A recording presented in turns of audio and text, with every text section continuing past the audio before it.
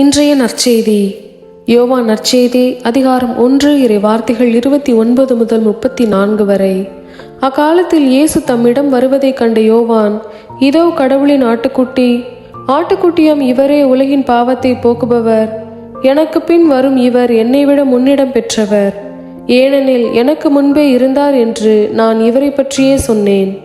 இவர் யார் என்று எனக்கும் தெரியாதிருந்தது. ஆனால் இஸ்ரேல் மக்களுக்கு இவரை வெளிப்படுத்தும் பொருட்டே நான் வந்துள்ளேன். தண்ணீரால் திருமுழுக்கு கொடுத்தும் வருகிறேன் என்றார். தொடர்ந்து யோவான் சான்றாக கூறியது, தூய ஆவி புறாவைப் போல வானிலிருந்து இறங்கி இவர் மீது இருந்ததை கண்டேன். இவர் யாரென்று எனக்கும் தெரியாதிருந்தது.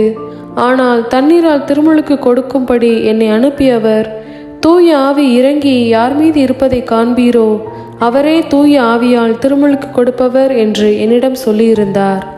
நானும் கண்டேன், இவரே இறைமகன் என சான்றும் கூறி வருகிறேன். இது கிறிஸ்துவின் நற்செய்தி. கிறிஸ்துவே உமக்கு புகழ்.